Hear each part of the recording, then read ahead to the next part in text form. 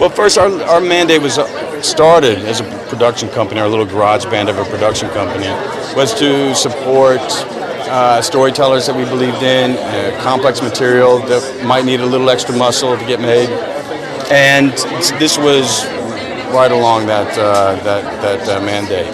And so we'd seen Hunger, and we're big fans of Steve, and we started talking with him and having discussions about what he wanted to do next, and it led to this. And so first it starts as support of the filmmakers we really believe in, but two, the subject matter, he asked a big question: why are there not more films about American slavery? Why hasn't it been more American films? And it was the right question. It's a bit baffling. It took a Brit to ask it. Cinemação, o seu podcast sobre cinema. Acesse nosso site cinemação.com. Cinemação.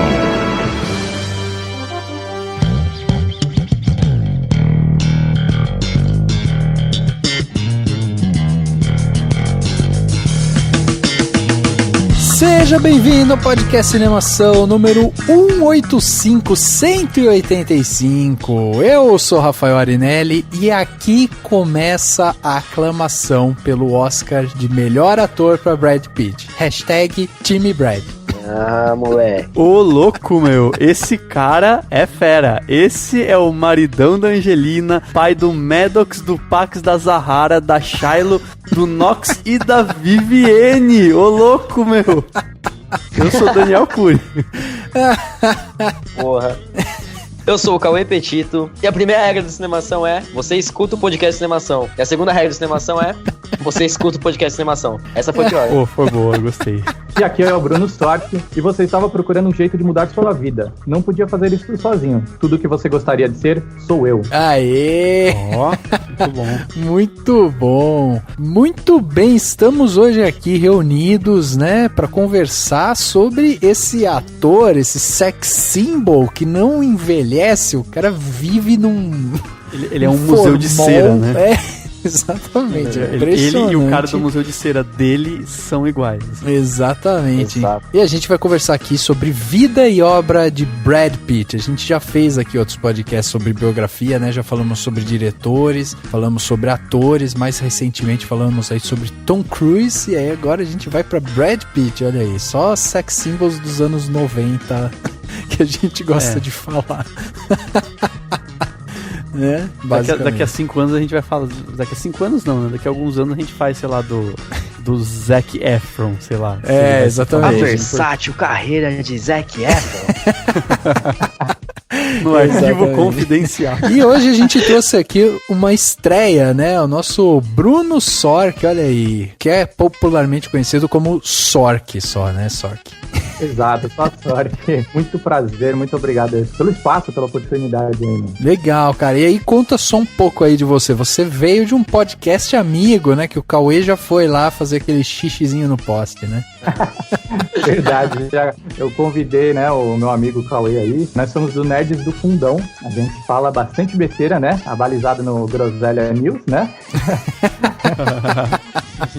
A gente falou de tudo um pouco, né? E, bom, eu sou autor, eu tenho alguns livros publicados aí. Legal. Quem sabe um dia eu consiga começar a fazer uns roteiros, né? Pô, que legal, que legal. Muito bom ter você aqui. E o papo hoje vai ser sobre um ator, então um ator, produtor, né? Só não é diretor ainda, mas quem sabe, né? No futuro próximo não teremos aí Brad Pitt diretor também, né? E crush, né? É verdade, tem crush, é verdade. Vamos conversar então sobre Brad Pitt logo depois do quadro Repercussão. Agora no Cinemação. Eu começo então. Repercussão.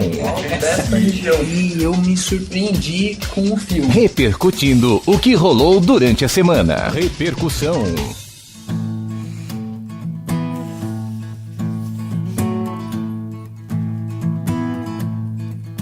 I have climbed highest mountain. I have run through the fields only to be with you. Only to be with you. Dani, você já percebeu que o Brad Pitt, ele virou uma categoria? Tipo, se o cara é muito bonito, tem olho azul, cabelo liso, é loiro e tal, você fala, esse daí é tipo o Brad Pitt. Ele virou uma categoria de seleção de pessoas. Não, e tipo, tem gente que fala assim, sei lá, você vai lá e fala que você tá bonito. Uhum. Aí alguém fala, nossa, tá se achando o Brad Pitt. Exatamente. É muito assim. Não sei se a nova geração vai falar isso, né? Porque a nova geração não sabe nem quem é Brad Pitt. Exatamente. A molecadinha, mas até a nossa geração tem isso mesmo. Vão falar, nossa, você tá se achando Justin Bieber. Ou não, bom, não sei, deve ter algum outro. Pior que, sei lá, parece que tá mais difuso, né? Acho que o Brad Pitt foi a última geração de atores que era tipo alguém num pedestal, Num pedestal, né? exatamente. Sei lá, hoje em dia não tem verdade. muito isso. Tem razão. Dani, como é que a gente faz aí pras pessoas que estão entrando aqui, né, em contato com a gente, estão consumindo o nosso podcast e querem mandar sua cartinha de amor pro Brad Pitt, né? Falar tudo aquilo que elas sentem, toda aquela paixão fervorosa. Como que elas fazem pra entrar em contato aqui com o Cinemação e declarar seu amor pelo querido BP? BP. O maridão da Angelina. O maridão da Angelina. Tipo, ele tá lá, ele chega em casa, tá lá a Angelina. Dona Angelina fazendo uma feijoada, né? Servindo as crianças. As crianças precisam comer. Como seria, vai lá produzir um filme novo. Como seria a tradução do nome Brad? Seria tipo Pedro? Não. Peraí. Tipo Brão? Cara, deve ser, porque é de Bradley, né, o nome dele. Então deve ser... Cara, não sei, deve ser alguma coisa tipo Abraão, sabe? Assim, coisa desse tipo, assim. O Abraão. Abraão, conhece Abraão, é marido da Angelina lá, tá com as crianças lá. Exatamente. 6 crianças é bem da galera que mora na roça, né? 6 crianças. Mas é isso aí, você quer mandar um e-mail pra gente falando o que você acha desse podcast, do Brad Pitt, dos filmes do Brad Pitt, né? Que são muito mais importantes, vamos combinar.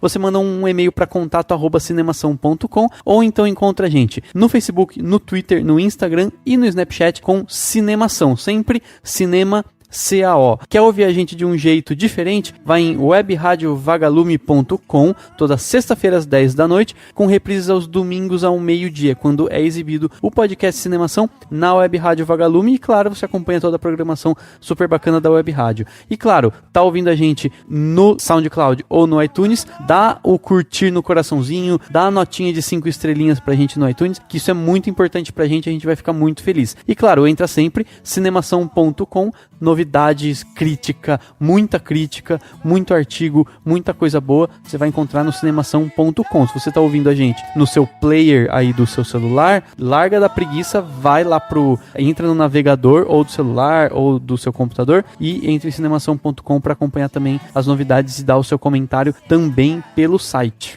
Lembrando que se você quer ajudar o Cinemação a crescer, a se desenvolver, a dominar o planeta Terra, que essa é a nossa missão de vida aqui no Cinemação, é dominar o planeta Terra e ser o canal de cinema do mundo, né? No futuro a gente vai ter um satélite em cima da Terra que vai exibir o filme que a gente quiser para as pessoas. Exatamente. A gente vai ser tipo ditadores filmísticos do planeta. Boa. Inclusive, em breve deve entrar no ar também o Cinemaction. Em inglês, pra poder chegar na galera. Exatamente. A gente tá falando do Brad Pitt hoje porque a gente já vai passar pra ele, falar o contato com ele.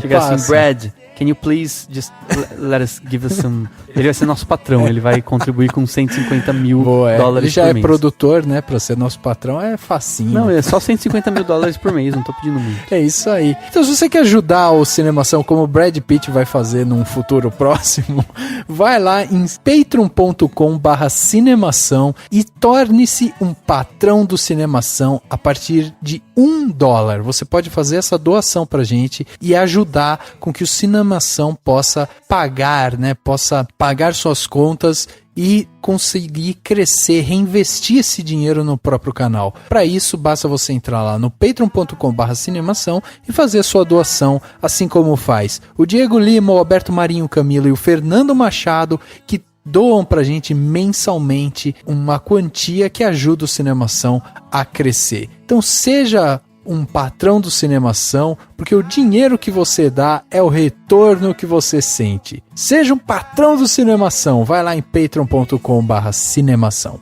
Dani, comentários a 1000 nos últimos podcasts, né? As pessoas estão gostando dos temas, né? Existe uma certa polêmica também em volta de alguns podcasts e tal, mas a grande maioria concordando com as últimas coisas que a gente falou, não é isso? Exatamente. Inclusive eu recebi aqui o comentário da Camila Morgado. Olha aí. Será que ela é a atriz do Olga? Será?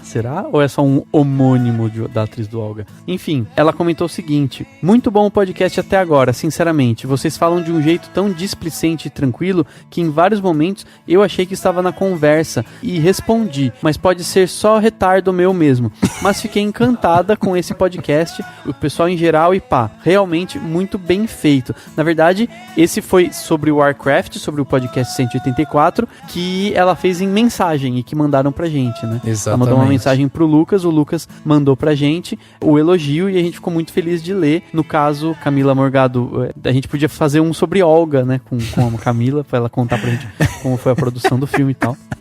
Exatamente. Mas enfim, eu achei muito legal e assim, achei bem legal mesmo. Acho que é só nossa pegada, né? A gente faz um papo displicente, tranquilo e que ao mesmo tempo acrescenta. Então é uma coisa, a ideia é que seja leve e gostoso de ouvir. Por isso que a gente gosta de ouvir os comentários das pessoas, seja crítica construtiva, seja elogio, pra gente saber se tá no caminho certo. Exatamente, é muito legal a gente receber esses feedbacks, inclusive como este que eu também vou ler aqui, que veio do Patrick Damian, e ele comentou lá no Cinemação 183 Curtindo a Vida Doidado, um dos podcasts aí que a gente teve o prazer de fazer recentemente, que teve muito repercussão, a galera realmente entrou, comentou, falou o que achava sobre o filme. Eu achei até que o Curtindo a Vida Doidado, ele poderia ser, de uma certa forma, até considerado um filme meio renegado aí pela nova geração, né? Mas não foi, cara. A galera curte. Eu acho que é um filme que tem uma permanência grande, assim, ele não é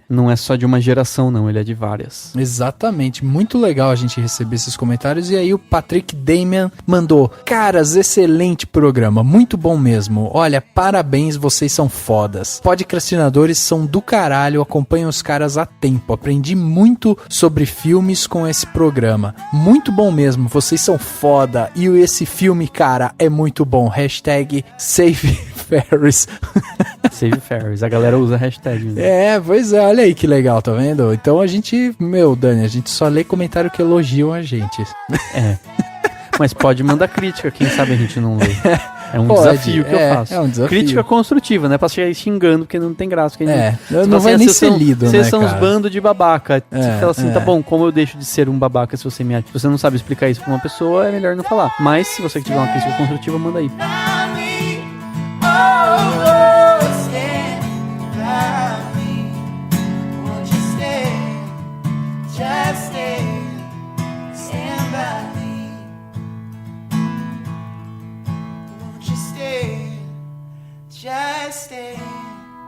Stand by me.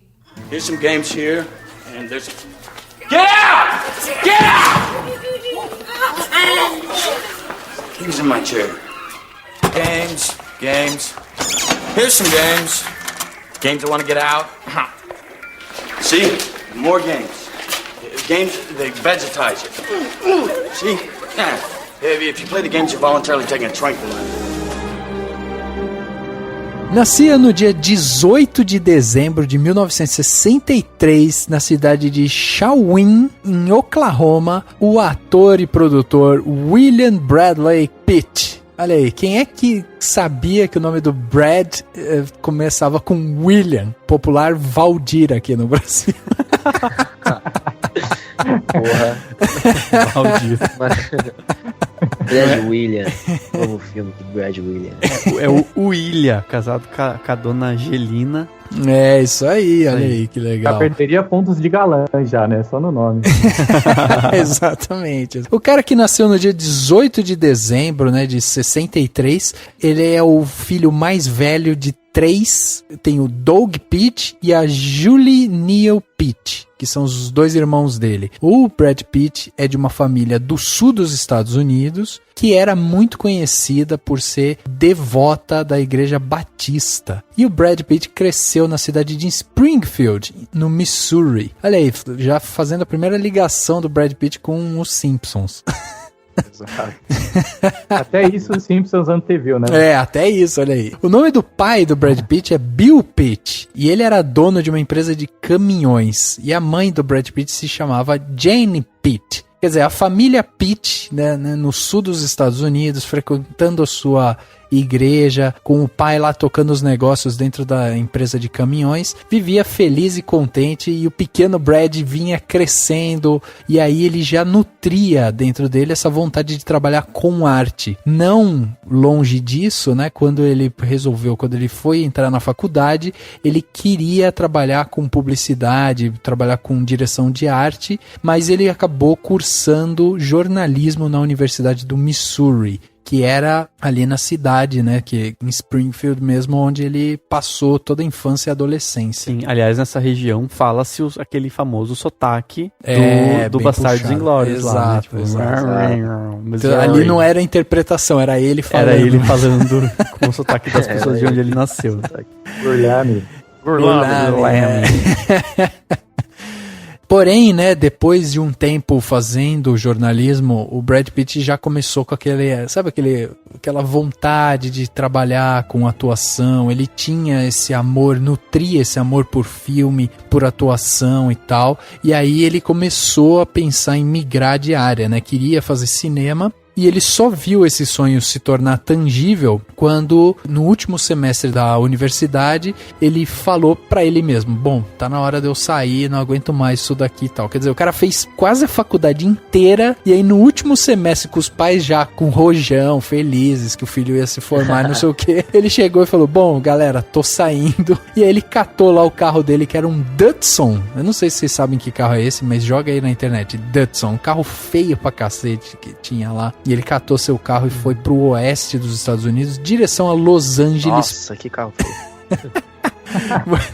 Ele foi buscar esse sonho de ser ator. E aí ele chegou lá pros pais dele e falou o seguinte: ó, eu vou entrar lá na Art Center College of Design e eu vou tocar minha vida aqui em Los Angeles. E os pais dele falaram: bom, ok, né? O cara tava na último semestre da faculdade, ele tava pra se formar, e aí ele resolveu mudar de ares, né? Foi isso que ele falou para os pais. Mas não foi isso que aconteceu. Durante o período dele em Los Angeles, ele começou a dirigir uma limusine que tinha um monte de strippers lá dentro, mulheres, né? E ele ficava indo de despedida de solteiro a despedida de solteiro, levando essas strippers com os solteirões lá dentro e tal. Ele era o motorista, o chofer ali, que levava o pessoal pra curtir a vida. Então ele tentou, de alguma maneira, conseguir dinheiro lá pra ele se manter. E ele também fazia uns bicos de entrega e tal. E tudo isso pra ele buscar isso que seria a vontade dele de fazer carreira dele de ator. Então, quando ele juntou uma grana, ele começou a fazer alguns cursos de interpretação em Los Angeles. Ele tentava fazer o curso, fazia esse bico dele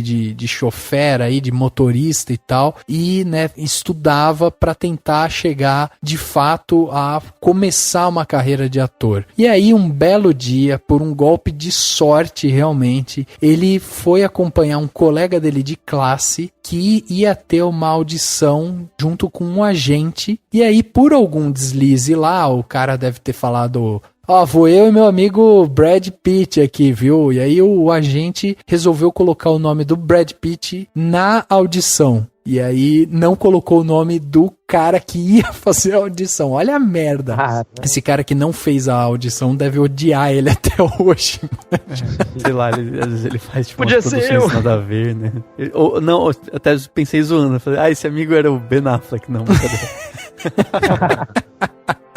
Tadinho. Essa história me lembrou um pouco o Kiss Kiss Bang Bang, né? Quando Robert Downey Jr. faz a cena pro pessoal e acaba ganhando o papel. É verdade, é verdade. E aí ele foi, fez a audição, né? Não conseguiu primeiramente esse papel, mas assim, o fato dele ter feito, de ter mostrado o desempenho dele ali e tal, ele conseguiu fechar um contrato com esse agente, e aí o agente começou a conseguir pra ele várias outras audições e tal, e aí ele realmente embarcou nessa carreira de ator, e aí largou lá a limusine, as strippers, o serviço de entrega, e falou, não, agora é hora de eu virar ator realmente. E aí o primeiro trabalho que ele aparece é justamente nos anos 80, quando ele faz alguns seriados, né? E aí ele faz o seriado Dallas, ele faz também o 21 Jump Street, que hoje virou filme, né? Junto com o Channing Tatum e tal. E aí ele faz alguns outros e que na seriados. época era com o Johnny Depp, né? Então Isso.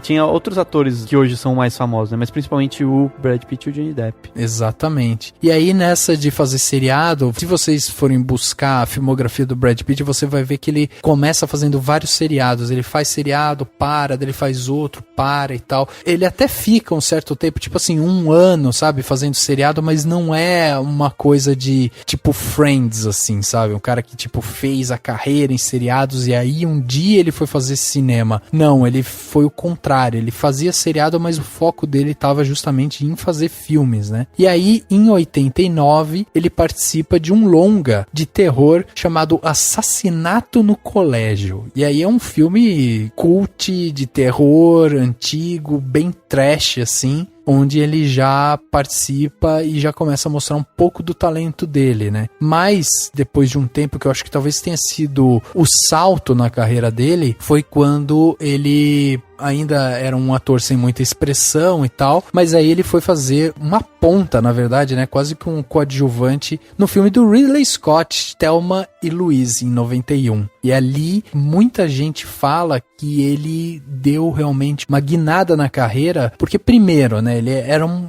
papel coadjuvante, ele tinha pouquíssimas horas de tela, se é que tem 1 hora de tela, não, é pouco tempo de tela. Não, ele tem mais, ele tem um diálogo, né, com exatamente, com ela, e ele tem uma delas. cena de sedução também ali, né? É uma cena bem de sexo, tem de com sexo a também, Greena Davis, né? E aí isso também impulsiona ele pra se tornar esse sex symbol, né? O que também, de uma certa forma, não deixa de ser uma sorte dele, né? Porque o cara ser talentoso, ok, mas o cara ser talentoso e bonito ajuda bastante em Hollywood, convenhamos. E num filme como Thelma e Louise, que pode dizer que é um clássico, né? É um clássico. Aliás, eu tava vendo um vídeo dele, de uma entrevista que fizeram com o Brad Pitt, quando ele tinha 26 anos, foi antes do Thelma e Louise. Foi quando ele tava fazendo uma série chamada Glory Days, a mulher fica perguntando sobre essa série, né? E ele, primeiro que eu achei, ele parece ser meio babaca, um pouco, assim. Ele não quer responder, mas até um certo ponto você vê que ele é meio tímido, sabe? Ele parece até mais novo do que 26 anos. Lá fala que ele tem 26. O que faz sentido até pela época dessa série. Mas assim, ele tem um momento que a entrevistadora, não mostra ela pergunta sobre isso, fala assim, você tinha ele e um outro cara que era meio galãs, né, da série, devia ser uma série adolescente, e aí ele fica bem bravo, assim, quando ela fala da ideia de ele ser ela chama de heartthrob, seria um galã mesmo, né, um galã teen, né, e daí ele fala que esse não é o objetivo dele, entendeu? E daí ele comenta, não sei de quem, que ele tava seguindo, que negava participar da capa de revistas teen. Então toda vez que convidavam ele pra usar a imagem dele no sentido de ser só um galã, ele sempre negou. Então acho que isso é interessante. Desde o começo da carreira, ele não se rendeu a essa facilidade, de uma certa forma. Sim, porque tem muito ator, isso tanto no Brasil quanto no mundo, nos Estados Unidos, no mundo inteiro, que assim, o cara é bonitão, o cara tem olho claro, todo mundo acha ele bonito, o cara não resiste e acaba virando mais modelo do que ator, fazendo um monte de coisa tosca ou que não vai impulsionar a carreira dele como ator. Então, assim, nesse filme, eu acho que impulsionou a carreira dele muito mais do que ser um galã, a própria atuação dele mesmo, porque ele se dedica muito ao personagem, né? Exato, é um personagem que tem uma exato. densidade. O Ridley Scott não é o tipo de diretor que escolhe qualquer um, então ele provavelmente viu isso nele, viu esse talento dele, e ele falou numa outra entrevista já mais velho que foi uma grande oportunidade que o Ridley Scott deu pra ele, assim, que ele fala, o Ridley Scott foi, né, quem me deu a grande oportunidade da minha vida, né, e é verdade. E as strippers, né? E as strippers.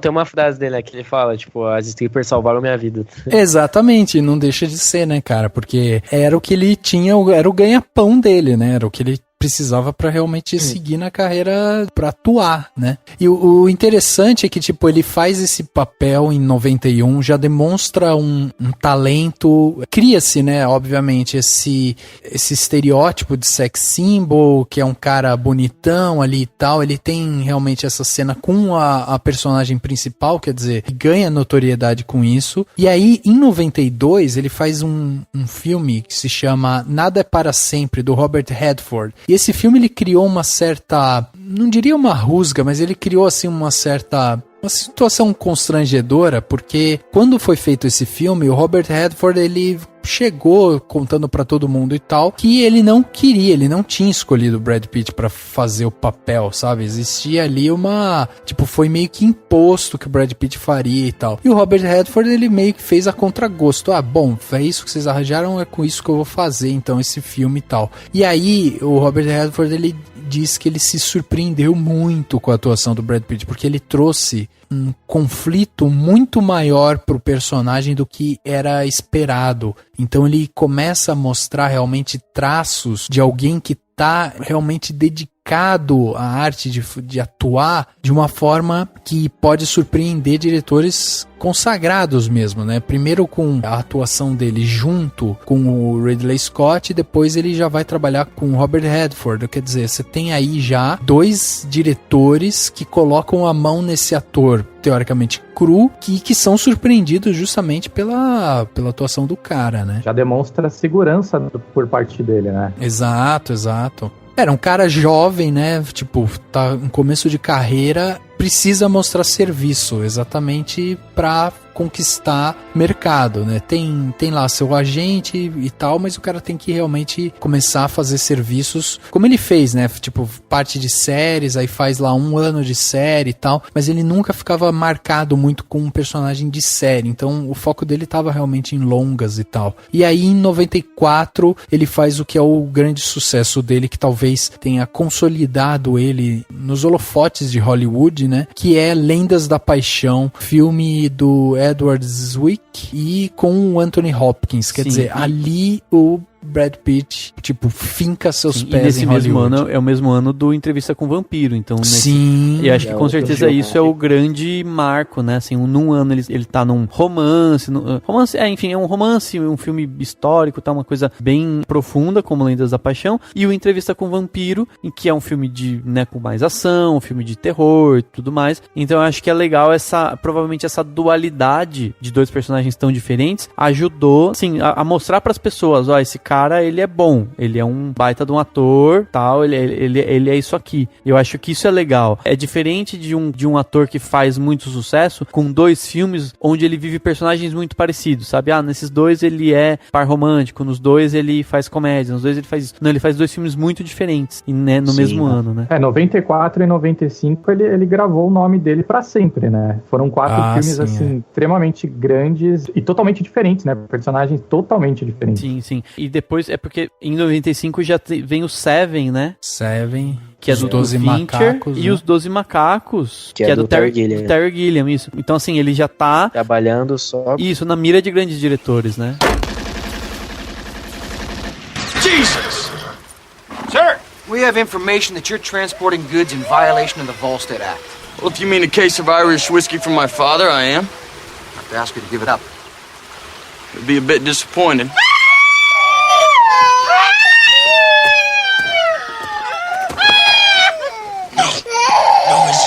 No!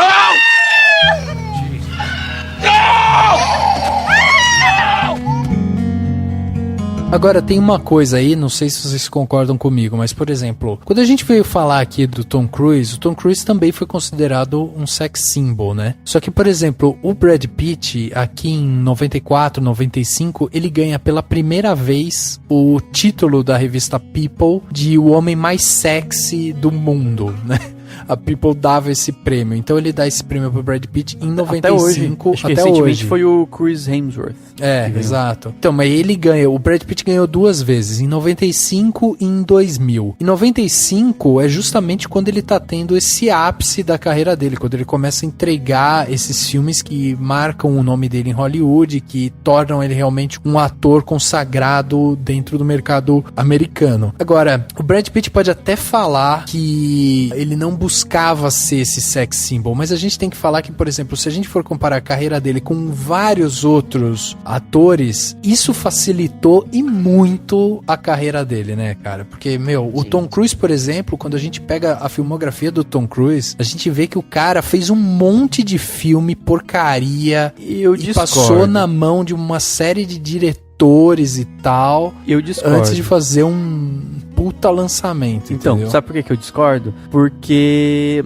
nenhum dos papéis que o Brad Pitt fez, que calcaram ele, né, como um grande ator, são papéis que exigem um cara muito bonito, entendeu? Ué, como não? Thelma e Louise, a gente acabou de falar. Assim, não. Thelma e Louise, ele precisa ser um galanteador. Não, mas ele é ele um não precisava cara ser- não, mas ele- galanteador. Então, Sem mas falar ele... que o Luiz é bem, não físico, mas qualquer ator poderia... Não exige tanto da beleza do cara ser bonito. Eu acho que é mais o jeito, que a cena é meio sexy, assim, e tal. Exato, então, o jeito. Agora, vocês acham que o fato do cara não, do cara não é que ser não ajudou. bonito não É tipo um cara mó ajuda? gordão lá. É, então. Não é que não ajudou. Pô, cara. Ajudou. John Goodman. Mas aquela coisa, a sensação que eu tenho é que ele fugiu de muito convite pra fazer. A gente, acho que é mais fácil de comparar com o Ben Affleck, por exemplo. O Ben Affleck é um cara que, num determinado momento, que, assim, tem talento, é bom e tal, mas em um determinado momento ele só fez comédia romântica tosca. Por quê? Porque Não, ele tava mas se Dani- valendo do fato de ele ter pinta de galã. O Brad Pitt nunca foi pra um filme desse tipo. Mas, Dani, você tá confundindo, você tá discordando, só que com o argumento de que você tá confundindo duas coisas. O que eu falei foi, não que ele fez papéis que o tornavam uma pessoa sexy, não foi isso. Eu falei que o fato dele ter um rostinho bonito ajudou ele a passar por algumas etapas de uma forma mais rápida, entendeu? Não, então, mas isso Não que eu ele discordo. fez, mas eu não tô falando que ele Eu fez acho que papéis isso aconteceu. sexys. Não, mas eu acho que isso aconteceu justamente por conta da carga dramática dele. O Tom Cruise não tem a carga dramática do Brad Pitt. Por isso que o Tom Cruise acabou caindo. Mas o Tom Cruise teve muito mais lastro de diretores pesados na carreira. Antes de fazer um grande sucesso, ele passou na mão de vários outros diretores. Ele foi ganhando experiência Sim. até chegar lá. O Brad Pitt tinha, obviamente, o talento dramático dele. Óbvio que ele tinha. Mas assim, o cara faz um filme em 91 que ele tem que ser um galanteador. Aí depois ele começa ele vai fazendo algumas outras coisas e tal, mas nada muito relevante. Aí quando ele faz... Ah, calma aí. Porque Mundo Proibido, eu adoro esse filme. E eu acho que ele tá bem divertido nesse filme. Acho que ele, tipo, interpretando um detetive, um negócio meio no ar, mas, sabe, meio debochado. Mundo Proibido eu ainda acho que é um pontinho meio alto, assim, porque... É pelo motivo que eu conheci ele bem novinho mesmo. Tipo, minha mãe, ela falou, esse filme é legal, tem o Brad Pitt. E aí eu assisti, sabe? Então já naquela época meio que... Sim, mas o que eu tô dizendo assim, vamos pegar que 94, 95 foram o grande ápice, assim, não ápice porque ele vai fazer coisa melhor, mas no sentido de que o marco, né, de ponto de virada, né, foi o plot twist da vida do Brad Pitt. Só que assim, a sensação que eu tenho é, como ele tem uma carga dramática muito forte, ele conseguiu papéis mais importantes. Então, já que a gente tá fazendo um paralelo com o Tom Cruise teve que imagina assim, o Tom Cruise não encontrou tanta opção, ele fala, putz, eu tenho que fazer esse filme de fantasia maluco que não sei, que vai ser um fracasso, tem tudo pra ser um fracasso, né, que ele fez lá, aquele filme. A lenda, né? Que tem uma das maiores interpretações do demônio já feitas na tela, do grande... Alan Cumming? Não. Enfim.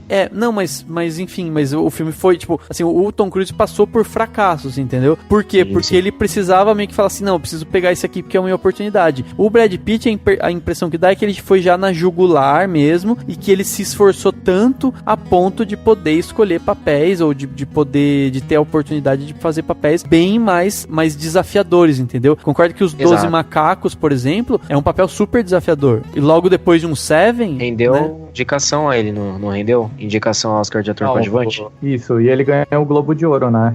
Ele ganhou o Globo de Ouro. E uma coisa interessante é que esses filmes que ele fez entre 94 e 95, eles foram bem recebidos pela crítica e de público, que não é comum ter, por exemplo, num filme como Seven, ser um sucesso que foi, comercialmente falando, e a maioria dos filmes que ele fez nesses anos foram indicados a vários prêmios. Então ele não só teve prestígio com crítica, como de público logo de cara, né? Sim, então, exato. Mas assim, eu concordo com o Rafael no quesito que, tipo, ajudou sim ele ser bonito, principalmente nesse começo, porque ele provou, com toda certeza, ele provou o talento dele, tanto é que ele conquistou papéis muito mais trabalhosos, né? Muito mais difíceis de fazer do que o Tom Cruise, no caso, e com certeza chegou muito material pra ele, tipo comédia romântica do Ben Affleck, sabe? Pô, você é bonitão, por que você não faz? E ele foi negando, porque ele realmente queria fazer papéis que, ele pudesse, né, usar todo o seu potencial, como o 12 Macacos, por exemplo, né, que lá ele tá impressionante. Eu acho que é justamente isso, assim,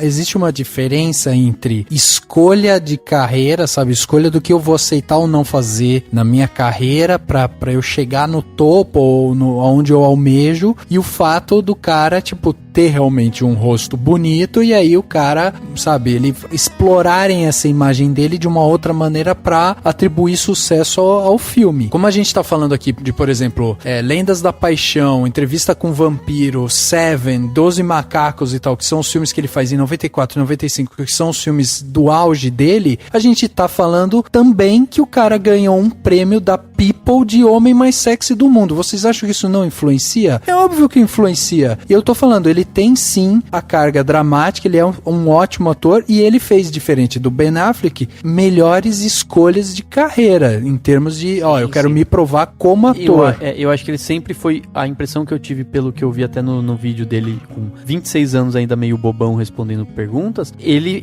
sempre foi muito focado, entendeu? Sim. A impressão que dá é que ele desde o princípio falou, eu quero ser, tipo, esse cara, sabe assim, esse baita ator lá, e focou nisso. Ele tinha objetivo mesmo, né? Isso, Eu acho assim, o fato dele ser bonito, bastante bonito, né?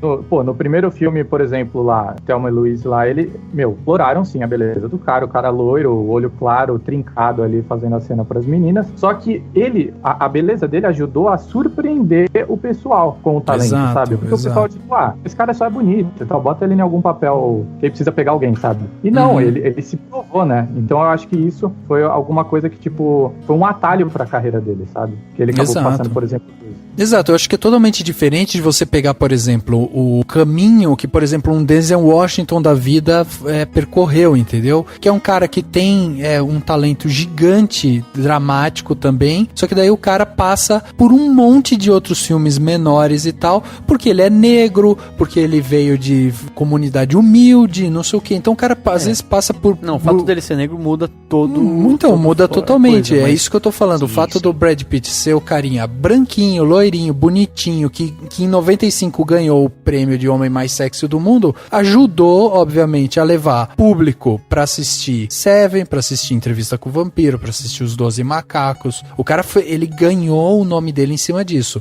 Aí existe uma opção de carreira dele de falar, não, eu não vou me pautar em ser simplesmente um ator bonitinho, eu quero que as pessoas me conheçam também por ser um ator foda, Sim. né? Não, então, tanto que ele escolhe, em 98 teve o Encontro Marcado, né, que realmente tem todo um romance, tem toda essa questão, mas em 99, 2000, ele manda Clube da Luta e Snatch seguidos, que são filmes que passam longe de pautar por beleza. Sim. Pelo contrário, ele tá todo zoado, ele tá loucão e tal. Então eu acho que eu tenho certeza que essas escolhas foram pensadas, assim, no sentido de eu preciso de alguém de algum personagem que me interesse e que não seja eu de maquiagem feita dita barba feita, entendeu? No Tanto próprio que Clube da Luta, ele isso. contesta isso, né? Isso. Mas e o Clube da Luta também vale ressaltar que foi um fracasso comercialmente quando foi lançado também. Então, e tem outra coisa que eu acho interessante da gente pensar, que é o seguinte: nesse momento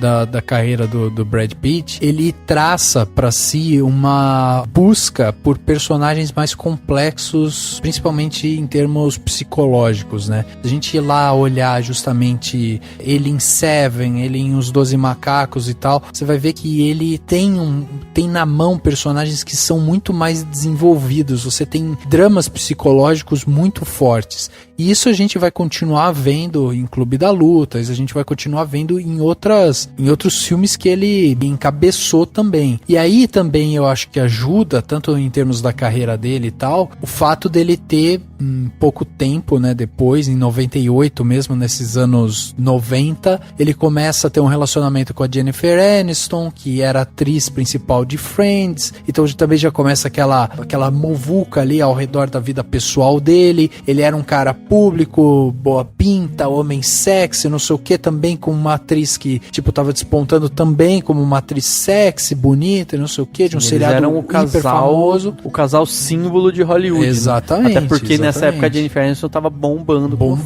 Exatamente. E o que eu acho impressionante é justamente que a gente tá falando de um cara que fez o primeiro seriado dele, né?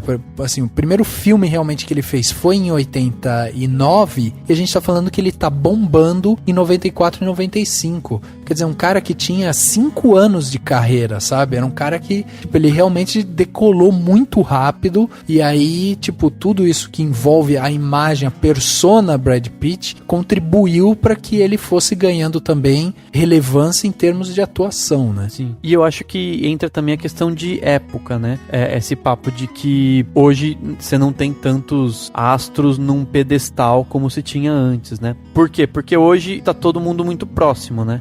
O galã, seja o cara do, sei lá, o Justin Bieber da vida, até o galã, assim, de filmes, ele tá muito próximo, ele tá o tempo inteiro em vídeo, tem 300 mil entrevistas que eles fazem, ele tá sempre nas redes sociais e ele vai, de alguma maneira, interagir com mesmo que minimamente. E isso deixa todo mundo muito mais próximo. Então o Brad Pitt, ele foi meio que dessa última geração que era colocada meio que num pedestal. E eu lembro muito disso, tipo, anos 90, assim. Hoje, não sei se hoje as meninas fazem muito isso, mas na época, tipo, minha irmã e as amigas dela, tudo, era muito pôster, elas tinham muito pôster dos grandes astros da época. Que é uma forma de meio que... Porque não é é diferente de você colocar o pôster do filme que você gosta, Sim. ou de um, sei lá, do Cavaleiro do Zodíaco. É um pôster de um cara, né? É o ator em específico. Isso, é o Exato, ator, não é o personagem. É uma espécie de expor, né? Que ela gostava e tudo mais. Hoje ela expõe colocando de capa no Facebook e as amigas vêm, tipo isso. Isso, exatamente. Tem muito de perfil no Twitter, né? As meninas, tipo, é um monte de menina que na verdade põe a foto do cara que ela gosta. Mas o fato Sim. é que, assim, ele era... Eu tenho certeza que tinha muita menina daquela época que tinha pôster dele porque vinha nas revistas e na verdade elas nunca tinham visto um filme dele. Ou nunca tinham prestado atenção na profundidade de filmes como, por exemplo, 7 Anos do Tibete, né? Que já tinha ido. Ou A Mexicana, né? Que foi com a Julia Roberts e tal. Que são filmes que têm profundidade, que tem coisas interessantes. E na verdade, provavelmente elas não ligavam pra isso e às vezes possivelmente nem tinham visto o filme. Mas achavam ele lindo e punha. Então eu acho que a imagem dele nessa época, justamente por não ter tanta proximidade por conta de conexão de redes sociais, vinha muito também de uma construção, sabe assim, criar uma imagem mesmo, uma imagem de quase que divina, não vou dizer divina, mas quase que endeusada de um astro, e pouca gente devia ter acesso ao que ele tinha pra dizer, entendeu? Não como hoje, que você consegue isso com mais acesso, você consegue entender o que essa pessoa tem a dizer, entendeu? Então provavelmente ele não teve muita oportunidade de falar assim o que ele pensava, ou por que ele fazia os filmes que ele fazia e tal, entendeu? Eu acho que tinha muito Também disso. tem outro fator aqui que eu acho interessante, que é justamente o fato dele ser um cara certo na hora certa, quando a gente fala principalmente de época, né? Porque a gente tá falando de um ator que tem a sua carreira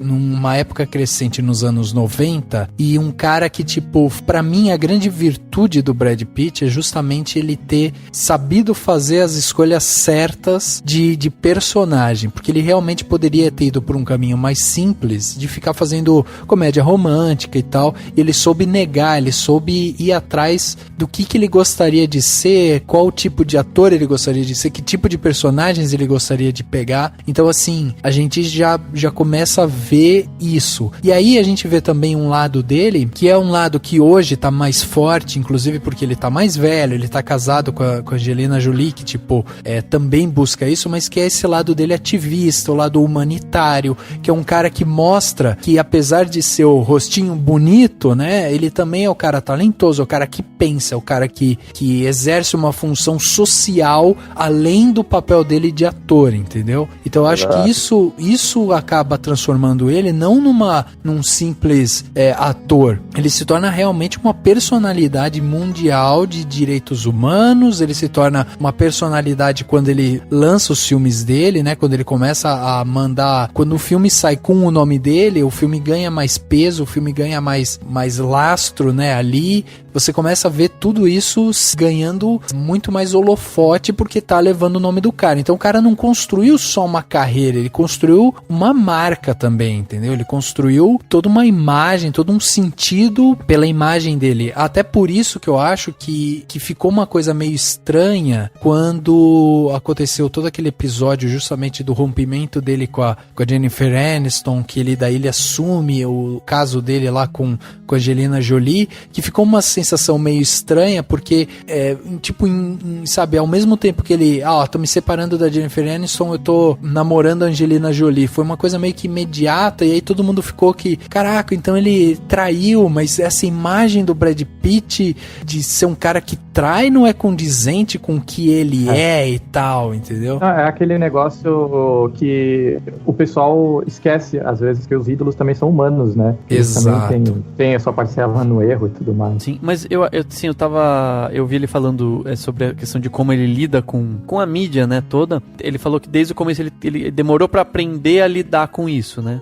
A lidar com o fato de ter a mídia toda em cima dele o tempo inteiro. E ele aprendeu isso durante o tempo que ele foi casado com a Jennifer Aniston. Sim. E daí ele fala que chega uma hora que você meio que aceita que vão tirar uma foto sua e contar a história que eles querem. E que o que ele faz é se preocupar muito em manter a privacidade dele, entendeu? E meio que assim, do tipo, não dá combustível pra eles. Então, tipo, é meio que uma escolha, sabe? Ele escolheu não dar combustível pra mídia e daí pra essa mídia sensacionalista de celebridades. E aí, essa mídia sensacionalista fala o que quer. Entendeu? Sim, sim. E aí, ao fazer isso, por exemplo, eu não me lembro, mas eu imagino que ele não se preocupou tanto em desmentir ou dizer que não traiu e não sei o que. Não, ele simplesmente terminou o casamento com a Jennifer Aniston, sem contar muito, que ninguém sai anunciando, né? O povo vai fuxicando. E depois ele foi, aos poucos, sendo visto com a Angelina Jolie, entendeu?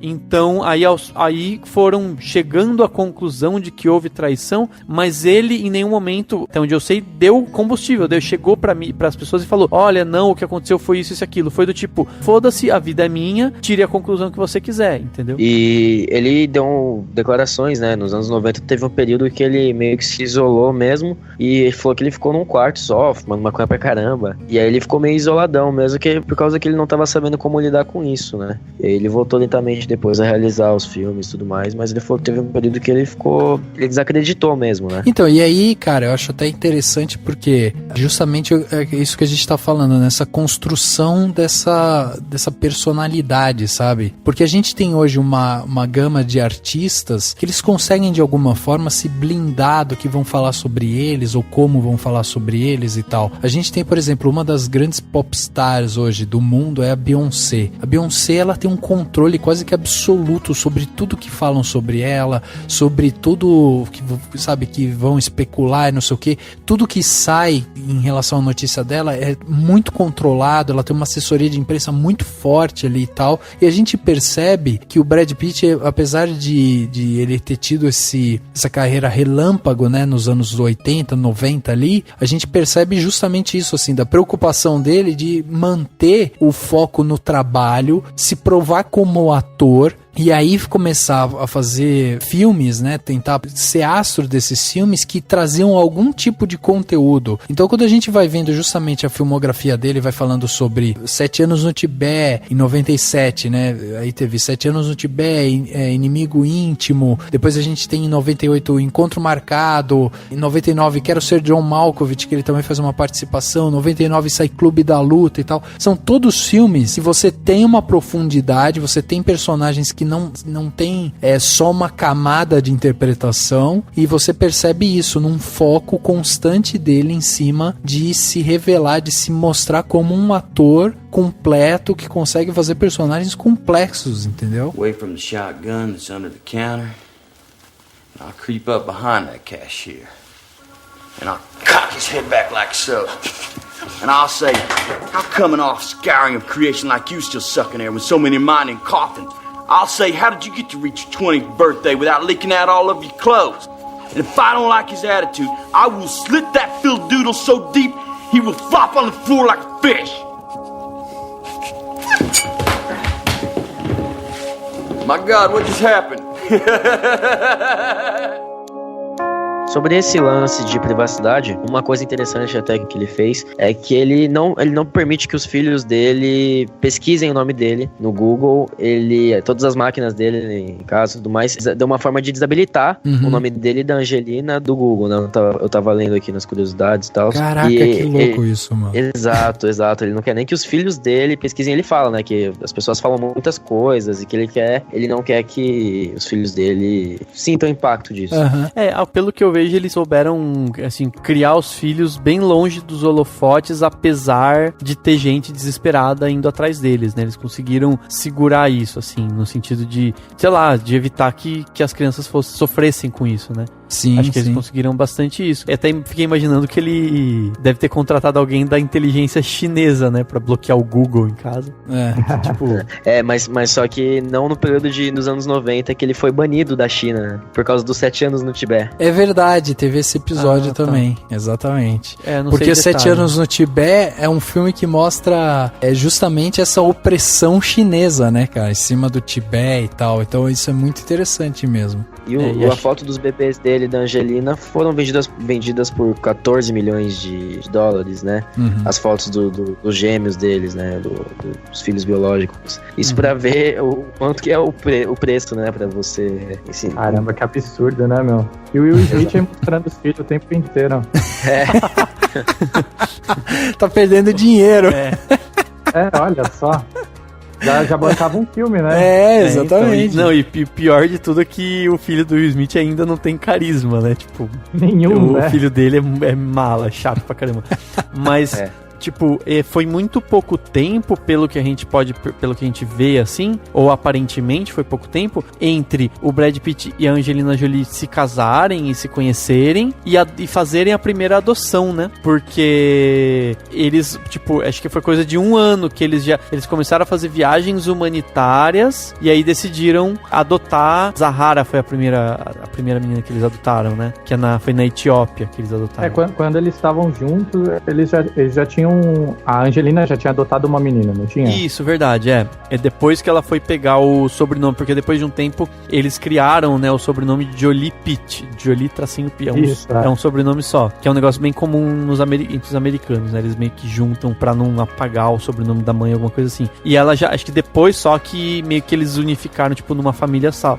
Mas é verdade, ela tinha adotado já, que acho que é a Zahara, né? Exatamente, a Zahara. Então, na verdade, foram 3, né? Eles adotaram 3. Não, aqui inicialmente foi só essa... Então, eles tiveram o primeiro filho, que é o Shiloh Novel Jolie Pitt. Depois veio a Zahara, o Paxton e o Maddox, que são os 3 que são adotados. E aí, eles depois tiveram, né, um casal de gêmeos, que é o Kinox e a Vivienne. Isso. Que daí são deles mesmo, né? Eles adotaram em 2002 e 2005. Aí 2006. Em 2006 eles tiveram a Shiloh. Aí depois eles adotaram o Pax no Vietnã. E depois tiveram mais gêmeos, entendeu? Isso. Então, tipo, isso. É uma meio confusão, né? É uma Confuso, até porque daí, tipo, eles adotam, mas na verdade a criança já tinha nascido, eles adotaram com 2 anos as crianças. Então... Mas que, tipo, isso tudo realmente veio depois, porque a relação do Brad Pitt com a Angelina Jolie tem início mais ou menos em 2005, né? Quando eles lançam Sr. e Sra. Smith, né? Que foi um filme que, tipo, teve todo um glamour realmente, porque eram, na época, as duas pessoas mais bonitas do mundo, né? Sim, sim. O Brad Pitt, ele tinha ganhado de novo em 2000 esse prêmio de homem mais sexy do mundo e tal. Depois, quando ele ganha o prêmio, ele faz 11 Homens e um Segredo, faz Jogo de Espiões, A Mexicana, faz uma série de filmes, faz o Troia, 12 Homens e Outro Segredo, e aí ele faz Sr. e Sra. Smith. O Troia, inclusive, é o primeiro da Plan B. É o primeiro filme que ele grava com a produtora dele. Que a Plan B acho que ele fez em 2001, o Troia é 2004, mas foi o primeiro filme da produtora dele. Exatamente. E aí eu acho até interessante porque, assim, se a gente teve o Brad Pitt ganhando o prêmio de homem mais sexy do mundo em 95 e querendo se provar como um ótimo ator, e aí o cara faz Entrevista com o Vampiro, Seven, faz 7 Anos no Tibete, Encontro Marcado e tal, ele faz vários filmes bons, o próprio Clube da Luta. Depois que ele ganha pela segunda vez o título de homem mais sexy do mundo, pra mim ele faz vários filmes, assim, bem fracos. Eu não sei o que vocês pensam dessa carreira dele começo dos anos 2000, que ele vai fazendo esses filmes, tipo, o Jogo de Espiões, A Mexicana. Não são. Pra mim são os filmes dele, assim, mais, sabe, que não são lá, tipo, super, nossa, que filme bom e tal. Pra mim são filmes ok, assim. Cara, eu acho que são bons filmes, não são filmes espetaculares, mas eu gosto do Jogo de Espiões, tipo, filme de ação. O Jogo de Espiões, inclusive, que daí ele volta, né, a atuar, né, com o Robert Redford. Exato. São filmes bons, assim, não é nada que você fala, nossa, caiu, né, ele caiu de então, mas a sensação que eu tenho é que nesse começo dos anos 2000, ele já tá ele não tem mais essa necessidade de se provar como ator, afinal de contas ele já teve todos esses filmes que ele passou, e aí ele começa a fazer alguns filmes que são, assim, filmes que não são tão relevantes, tão desafiadores, e que não exigem em termos tanto, de atuação. Não exigem tanto, porque o próprio A Mexicana é quase que uma comédia romântica com a Julia Roberts, e aí parece mais que ele tá querendo firmar um pouco mais o nome dele, sabe? Tipo, Brad Pitt e Julia Roberts, Brad Pitt e Robert Redford. Mas se você parar pra pensar que em 2001 ele fez a Plan B, e só em 2004 ele foi lançar o primeiro filme, é bem possível que ele tivesse nesse tempo muito mais focado nessa carreira produção, né? Como investidor, como produtor e tudo mais. Eu concordo, assim, parece um pouco, ele lembra um pouco um jogador de futebol, né? Nesses anos 2000 aí parece que ele dá uma tirada no pé, né? Ele tira um pouco o pé assim, ele começa a pegar papéis que não exigem tanto, ele não precisa trabalhar tanto os personagens, mas ainda assim, como você falou, eu concordo que são bons filmes. Uhum. Então, na minha opinião, o mais fraco é o Troia, que é um filme que eu não gosto muito. Pra mim, cara, Troia, tanto Troia quanto A Mexicana, são filmes que pra mim, assim, são bem ok, sabe? Não acho que são ruins. São bons filmes, mas são filmes que, se você for pegar o quilate de filmes como Seven, como Entrevista com o Vampiro e tal, que foram filmes que realmente ele fez naquele momento e que ele tava decolando na carreira, que daí sim a gente sentia isso dele, sabe? Tipo, fazer personagens com dramas muito mais centrados ali naquele personagem, com várias camadas e não sei o que. Você tinha, né, todo esse desafio pra ele como ator. Aqui a gente já começa a ver um ator que, tipo, tá fazendo alguns filmes que ok. Um filme tipo A Mexicana é um filme que ele não tem nenhuma, sabe, grande atuação dramática ali que faça com que, sabe, mostre um novo lado desse Brad Pitt, entendeu? Não, é que nem no 11 Homens e um Segredo, né, que ele fez, assim, parece que com amigos, né? Realmente, ele fez um filme com amigos. Sr. e Sra. Smith, ele fez com a esposa dele. Tipo, você vê que não é mais aquele trabalho que foi, né? Aquela correria que foi nos anos 90. Se bem que o Sr. e Sra. Smith, ela ainda não era, né? Tipo, foi justamente quando eles começaram a namorar, né? O Sr. e Sra. Smith, né? Verdade. Mas enfim. Mas eu acho que, assim, logo depois ele vem com uma fase bem boa, que é justamente quando ele começa ou a fazer filmes bacanas, filmes interessantes, e a produzir. Então, por exemplo, o Assassinato de Jesse James pelo covarde Robert Ford é um projeto super ambicioso, né? É um filme super tenso e tal, super, sabe assim, com várias camadas e tal. E ele produziu o filme, né? Ele é o produtor, tal, ele que, né, enfim, bota lá a grana dele já, tal. Então, e aí ele vem fazer filme tipo dos irmãos Coen, o Babel, por exemplo, né, do Inhárritu, que ele faz uma das histórias e tal. Então eu acho interessante, tipo, você vê que ele volta meio que com tudo, assim, sabe? De uma certa forma. E talvez seja interessante até no sentido, porque se você parar pra pensar Deixa eu só fazer uma pergunta pra ver o que vocês acham sobre isso, que eu tô pensando agora. Talvez a sensação que eu tenho agora da gente conversando é que talvez o Brad Pitt ele tenha percebido que ele chegou no teto dele em termos de atuação, sabe? Tipo, ele chegou, viu assim, ó, consigo vir até aqui. Aí ele resolveu se reinventar de alguma maneira.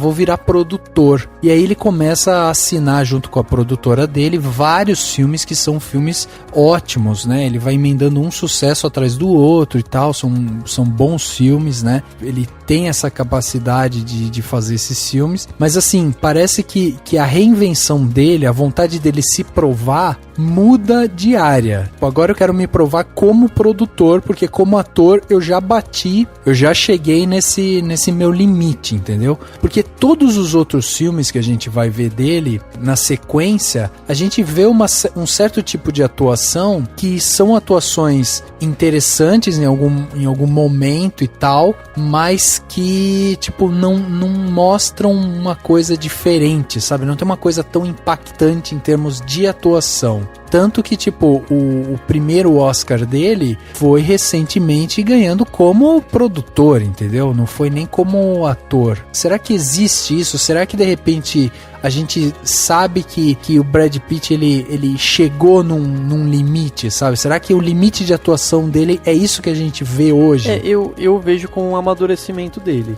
Eu acho que... Não, tudo bem, amadurecimento, né, dentro da indústria, mas eu digo assim, será que em termos de atuação, será que em termos de atuação a gente, tipo, já viu tudo que a gente podia ver de Brad Pitt? Será que ele não sabe mais se reinventar como ator? Pelo que eu vejo, o que eu entendo é que ele não quer se reinventar. A sensação é essa que eu tenho. Ele tem provavelmente a questão artística dele tá muito mais na criação, tá muito mais na valorização do cinema, do tipo, valorizar a atuação dos outros, a direção dos outros e estar por trás das câmeras, tanto que ele basicamente empresta a cara dele nos filmes mais recentes, né, 12 anos de escravidão e outros assim, que ele basicamente aparece, a grande aposta, né, ele vai lá, aparece pra ter a participação e tal, mas ele não é o principal e ele tá, então eu vejo muito isso, assim, provavelmente ele tá nesse tipo de amadurecimento, né. Tipo, recebeu indicação ao Oscar de melhor ator coadjuvante com Os 12 Macacos em 95, aí em 2009, né, ele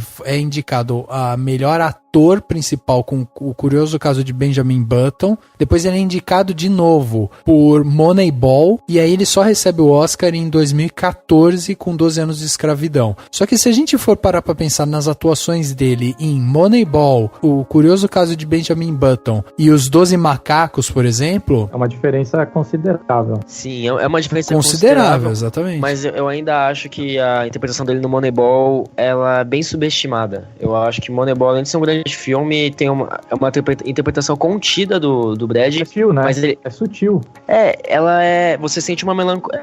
É bem melancólica, assim. Você sente...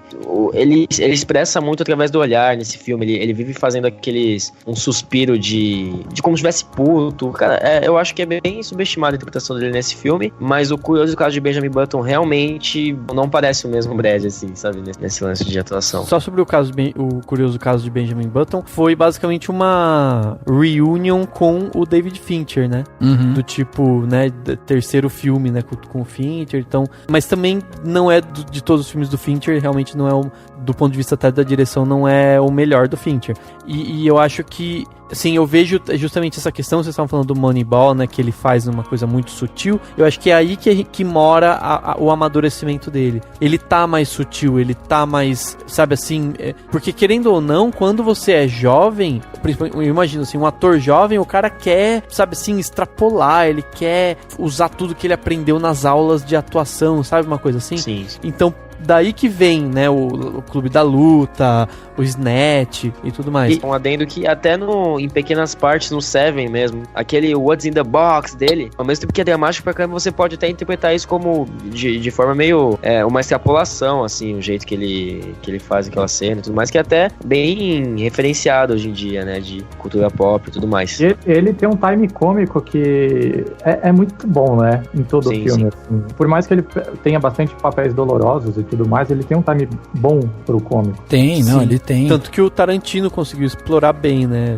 isso dele no Bastardos. E né? os Coen no Queime Depois de Ler, que ele é sensacional. Isso, os Coen no Queime Depois de Ler, que é um filme, eu não sei, eu precisaria rever, mas ele acho que ele é realmente também sutil e subestimado até do ponto de vista dos Coen, né, tipo, ele não é considerado, ele é considerado dos piores dos irmãos Coen e tal. Eu não sou muito fã, mas a interpretação dele, do Malkovich, e por ser uma comédia dos Coen, pô, é sempre legal, mas o Pitch tá sensacional. Então, mas eu tenho a sensação, até a gente tava falando aqui, né, sobre esse amadurecimento dele como ator. Pra mim, não acho que seja, não sei se a gente pode chamar de amadurecimento. Talvez seja ele esteja hoje numa certa zona de conforto, talvez ele já saiba, é justamente o que eu falei, talvez ele tenha até consciência de que ele chegou no teto dele como atuação, entendeu? Que talvez ele não se proponha a fazer algumas outras coisas. Eu tava pegando aqui a lista dos últimos vencedores do Oscar da década de 2010. Olha só, a gente tem Jeff Bridges por Crazy Heart em 2010, tem Colin Firth por O Discurso do Rei, depois a gente tem o Jean Dujardin por O Artista, aí o Daniel Day-Lewis por Lincoln, Matthew McConaughey por Clube de Compras Dallas, aí a gente tem o Ed Redmayne com A Teoria de Tudo e o Leonardo DiCaprio com O Regresso. Então assim, a gente tem esses últimos atores papéis de que o cara teve que se renovar, entendeu? Ele teve que fazer alguma coisa diferente ali. E a gente não vê o Brad Pitt se propondo a fazer isso mais, entendeu? Por isso que eu não sei se é um amadurecimento, se dá pra chamar de amadurecimento, ou se ele realmente acha que eu cheguei no meu teto. Porque a gente tem assim, um Leonardo DiCaprio que brilhou com o Lobo de Wall Street, depois brilhou com o Regresso, e eu não imagino o Brad Pitt hoje fazendo, por exemplo, um filme como o Ed Redmayne fez em A Teoria de Tudo, por exemplo, entendeu? Então não sei se a gente pode chamar isso de amadurecimento. Mas é discutível também isso, Rafa, porque o Oscar valoriza muito essa atuação absurdamente visceral em que o cara teve que passar frio na Antártida pra poder fazer o papel ou ficar 5 anos encurvado. Então, mas ele valoriza isso principalmente agora, nos últimos anos. Sim. Mas vamos pensar, então, em Lincoln. Vamos pensar em Um Artista. É um lance de transformação. O Lincoln, o Daniel Day-Lewis, ele fez a maquiagem pesada, fez a voz, aquela voz... O Discurso do Rei tem o lance da ser gago, da gagueira. Eu ia falar gaguice aqui. Os outros vencedores, o Matthew McConaughey passou por todo o lance de emagrecer, o Jared Leto também. Eu acho que o Oscar, ele valoriza muito essas transformações. Quando o ator aponta muito pra, tipo, olha o que eu fiz, eu perdi 20 quilos pra viver tal personagem. E até mesmo pelo artista, foi mais por, sabe, uma certa nostalgia, não sei.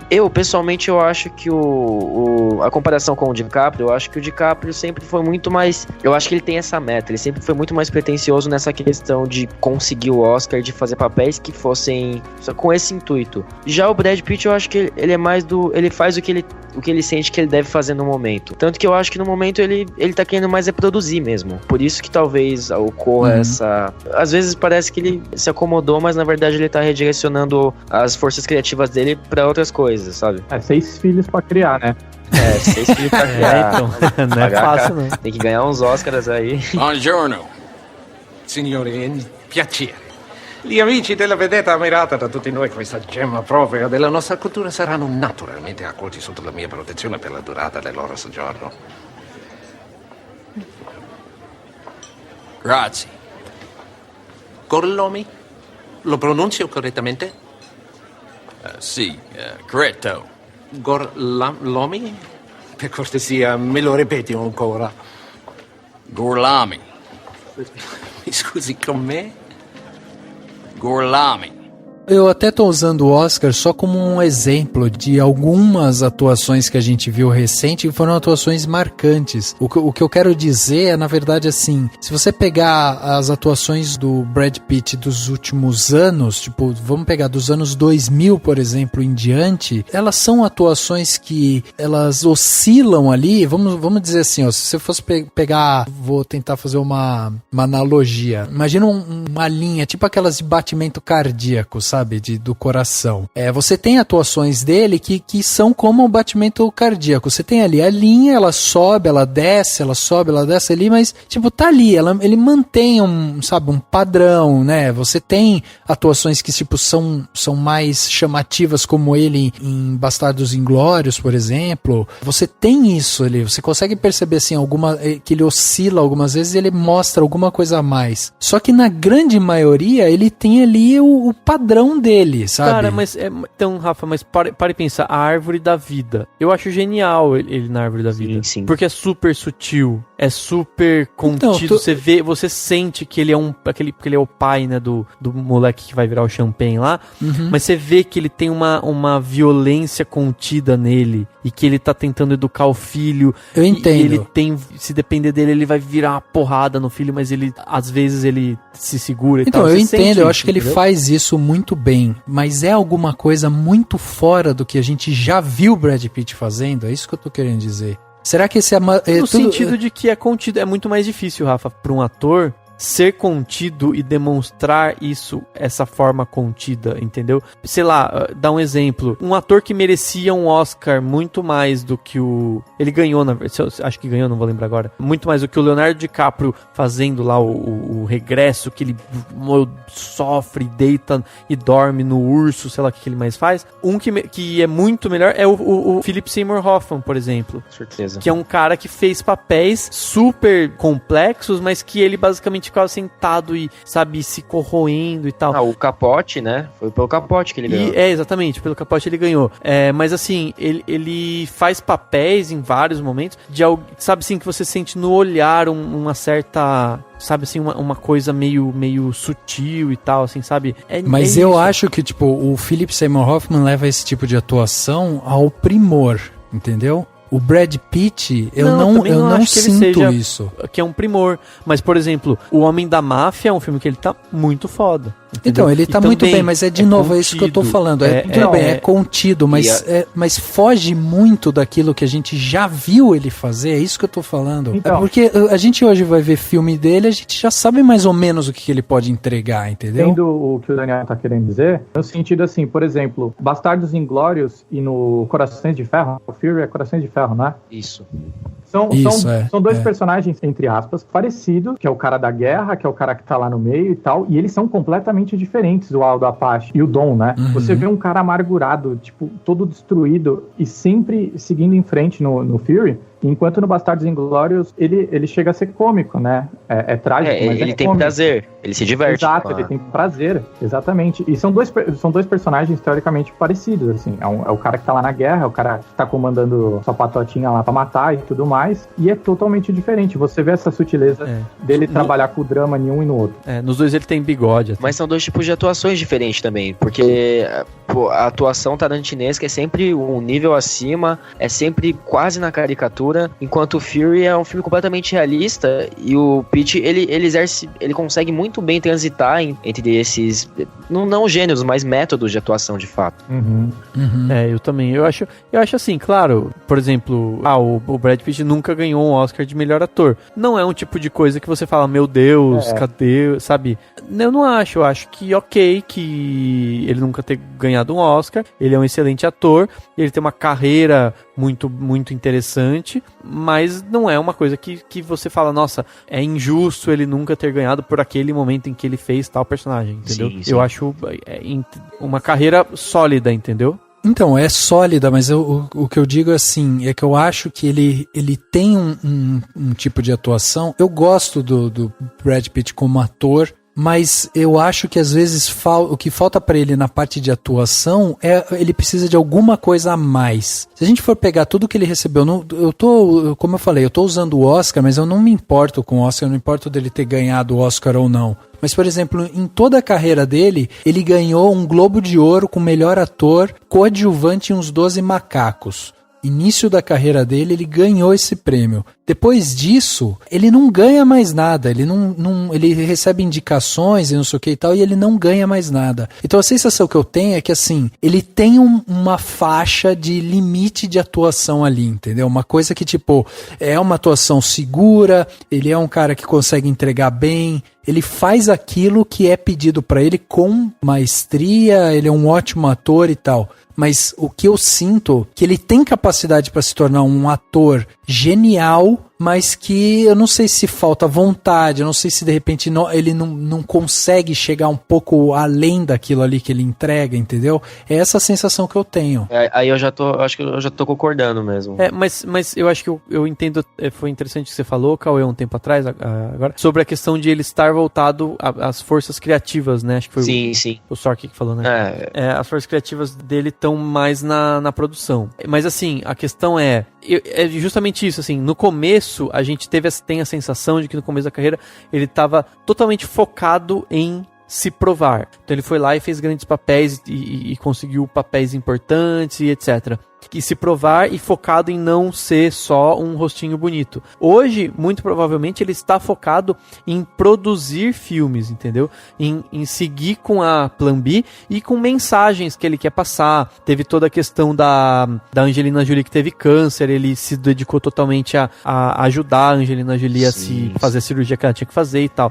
E a questão humanitária, ele é totalmente pró-casamento gay nos Estados Unidos, ele doou granas e granas pra campanhas de grupos LGBT. O próprio Homem da Máfia, a questão política e tudo. Sim, verdade. Sim, inclusive ele produziu filmes que não teriam sido feitos se ele não ajudasse a produzir. Kick-Ass, a Árvore da Vida, ele teve um grande fator também, que além de ser um dos a estrelar, ele ajudou a produzir também. Então, muitos desses filmes que ele mesmo estrela e produz, tipo Moneyball, são talvez aí que eu tava concordando um pouco com o Rafa, nesse lance de... Não, às vezes não é nem por ele saber o limite dele ou algo do tipo, mas acho que é sim ele querer contar aquela história. E aí, tanto no Moneyball, o Homem da Máfia não são filmes que... O Homem da Máfia, né, principalmente, não é um filme comercialmente ou chamaria atenção pra atuação dele, mas realmente é a história que ele tá querendo contar, né, com a produtora dele. Isso é bem legal. O 12 anos de escravidão também. Ele tem um papel mínimo, né? Mas ganhou um Oscar por causa dele, né? Produzindo. O próprio A Grande Aposta, né? A Grande Aposta poderia até ter sido produzido, mas não teria o impacto que teve se não fosse provavelmente a grandiosidade que ele conseguiu dar, né? Do tipo, de ser um filme cheio de atores e figurar no Oscar, todo esse tipo de campanha é muito por conta das influências do Brad Pitt, né? Então acho que é interessante que ele é um cara, ele com certeza é um cara com muita influência.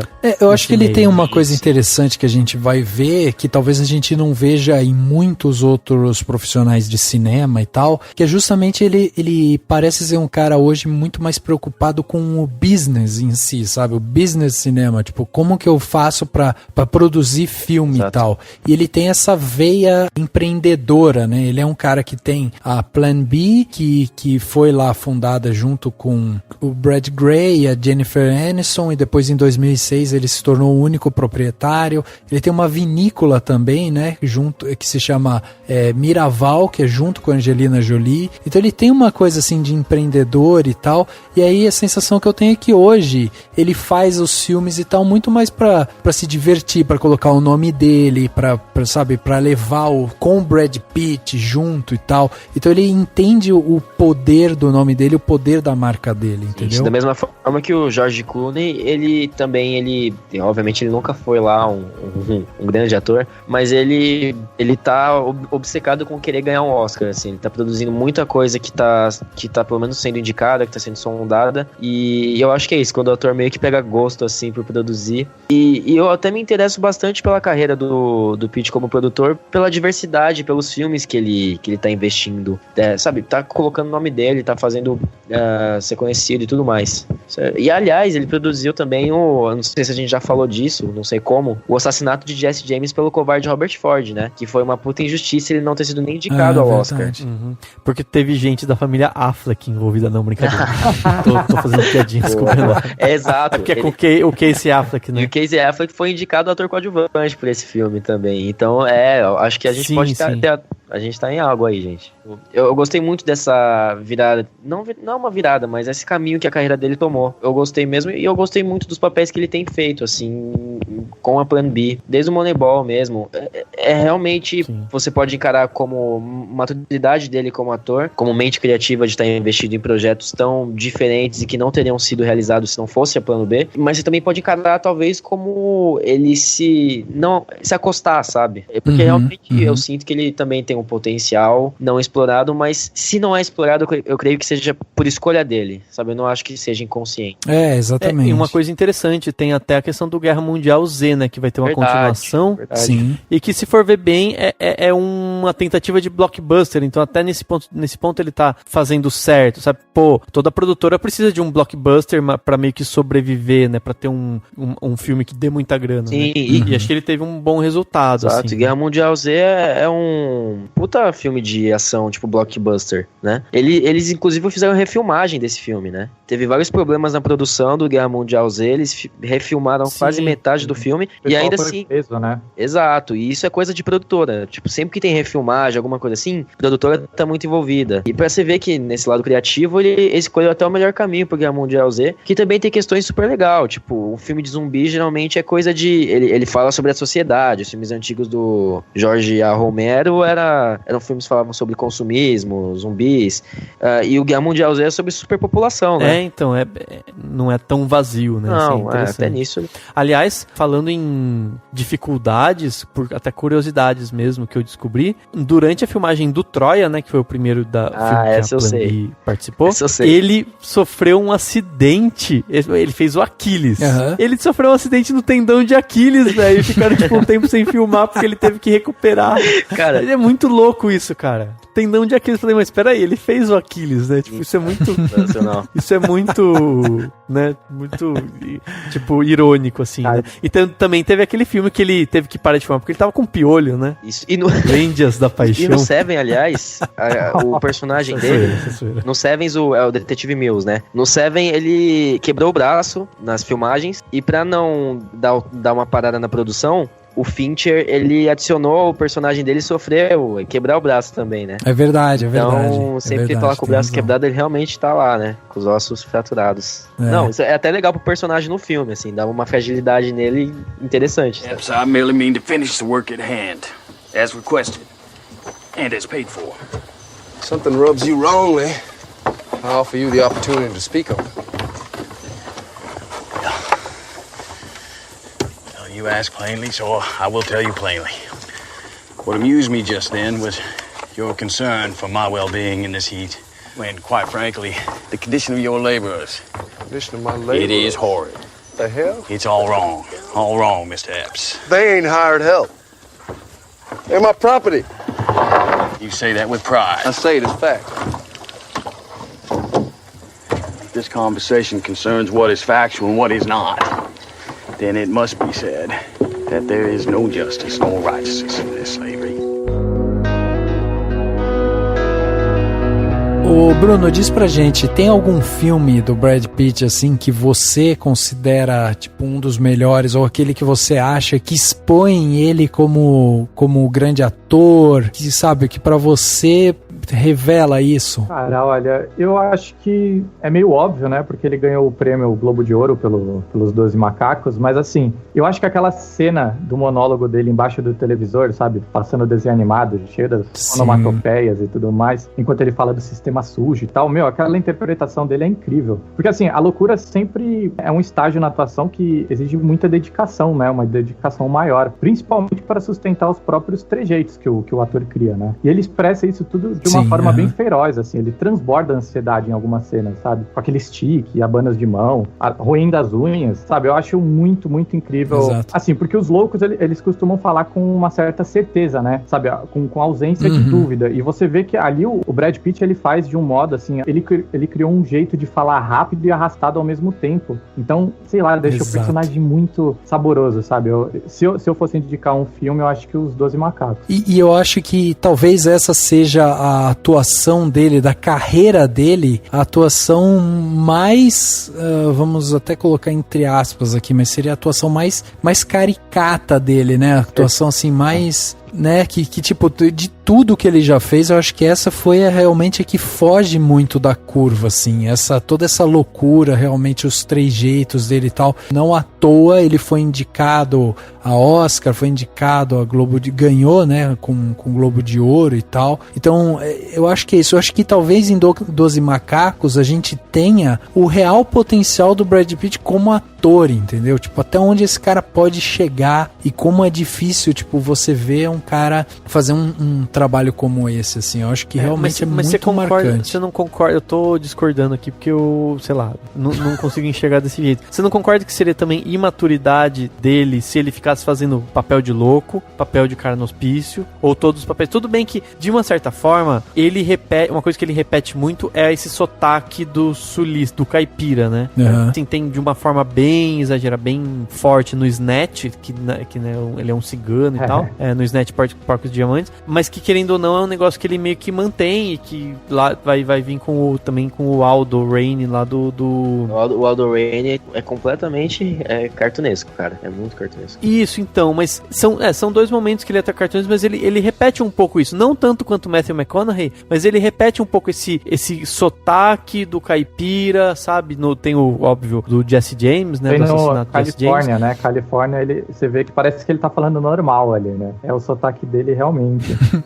Então, querendo ou não, é uma coisa que meio que sim, ele se sente confortável naquilo, mas ele inova em algumas coisas, ele não faz sempre um caipira, literalmente sempre um caipira falando com aquele sotaque, ele tem nuances, tem modificações. Então eu acho que, querendo ou não, também é uma maturidade do ator não ficar se repetindo, entendeu? Fiz um personagem assim, não vou fazer mais. Fiz uma comédia romântica com a Julia Roberts, não vou fazer mais comédia romântica. E, aliás, quando eu fiz a comédia romântica, é uma comédia romântica boa, de um bom diretor. Não é uma comédia romântica idiota. Então você tem, sabe assim, tipo, ele tem escolhas muito específicas e ele repete muito pouco esses personagens, entendeu? Eu acho bom que o Dani pergunta, ele mesmo já vai responder. Os pensamentos não, mas não sei se vocês acham. O que vocês acham disso? Né?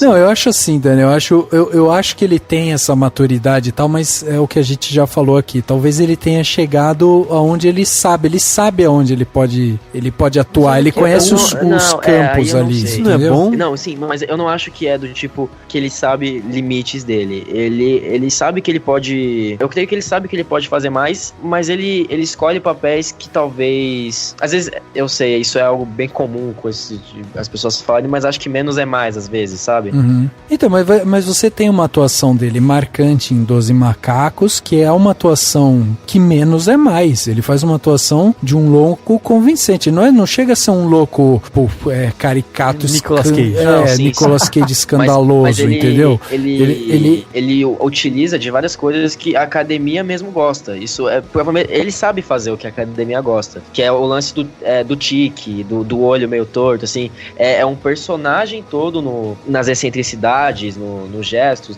sabe? Sim, ele é um personagem louco, mas tem aquelas coisas que, sabe, o olho, os tiques, a academia gosta disso. Ele sabe fazer o que a academia gosta, que não necessariamente é a melhor coisa, porque afinal de contas o Champagne ganhou o Oscar ao invés do Mickey Rourke por Lutador. Não, só jogando aí. Não. Mas é assim, ó, se você for pegar, vamos pegar algumas atuações dele, tipo assim, ó, Troia, 12 Homens e Outro Segredo, Senhor e Senhora Smith, 13 Homens e Um Novo Segredo. Não são filmes que ele tem uma atuação, tipo, regular. Não são filmes que ele, tipo, ele foi lá, fez o trabalho dele, tipo, me dá aqui o dinheiro e eu vou embora, entendeu? Tipo, são atuações que não são atuações marcantes. Aí, tudo bem. Aí você vai lá e vai falar de grandes filmes. Aí você fala de grandes filmes, você vai falar de Babel, você vai falar de Bastardos Inglórios, você vai falar, sei lá, de Árvore da Vida e tal, que são grandes filmes, mas você não fala de uma espetacular atuação do Brad Pitt. Nossa, o Brad